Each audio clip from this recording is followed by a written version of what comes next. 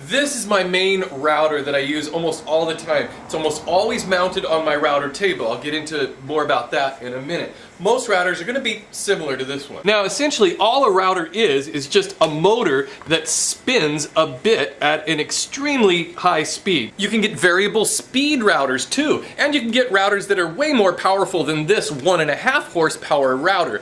This is a fixed speed router. I picked this up for under $100. Let me show you the main features of a router. Okay, so this is what I call the front of the router, and you've got a trigger right here that fires it up. The bottom of your router comes with this removable base plate that you can use for, you can add special attachments on it such as this. Don't go too crazy shopping for a router because the magic and the fun of routing is in these router bits. Here are some of my router bits. You can buy them in sets like this one, or you could buy individual router bits. I just did a quick search on Amazon.com and found 35, 40-piece sets for $40 or so. Sure, they're not the best router bits, but they get the job done. Whatever router bits you buy, they always come with these little pictures like this that show you what that profile is going to look like. So for instance, on something like this, I used a roundover bit, such as this one, and you can see that it just fits on like so. Now to change the router bits, my router has this little mechanism on top that when you switch it over to like this side, it locks the collet. And this is the collet. That's what holds your bits. And so when it's in its locked position, you can put a bit in there, tighten this nut down, and then use a wrench to even tighten it up completely. Then when you're ready to route, you would put this back in the unlocked position and it'll be able to spin freely. The other thing a router will have is a way of adjusting the depth. Mine has this ring that you turn. So by turning that ring, you can watch the bit here, it'll slowly come up. So you can set the depth of whatever cut you're going to make. And once I have my depth set, I just lock this into place and it won't move.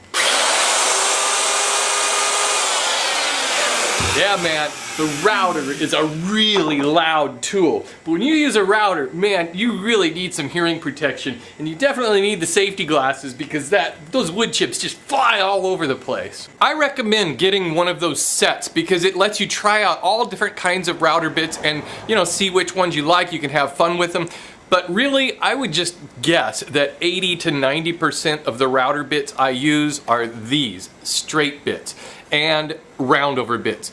If you've got some straight bits and a few roundover bits, you can get a lot done. Some router bits will have these bearings on them that just spin freely, and they are used for routing along the edge of a workpiece, and they're really nice to use. I use them a lot because you don't need to set up any kind of fence. Other types of router bits, such as straight bits or maybe cove bits, won't have that little bearing on there because these are intended to maybe go through the center part of a board, to cut a groove or a dado or something. In that case, you would just have to set up a fence so that it can ride along smoothly. Alright, so I have locked in a Roman OG bit with the bearing into my router. One important thing to know about your router is that the bit spins clockwise as you're looking down on the top of the router. And the reason why that's important is so that the router just doesn't get away from you.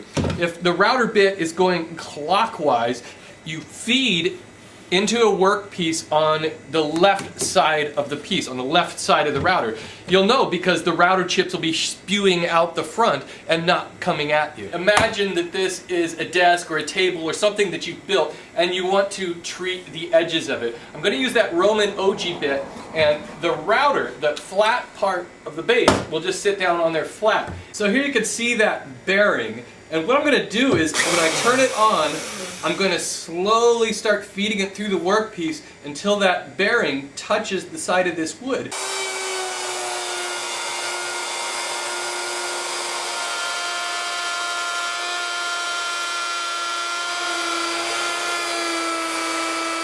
And now that edge is treated with the Roman OG profile. So that's basically what you need to know about hand routing. Keep your base plate flat against your work surface, go slowly, and make sure that you're feeding from the left side of your router forward.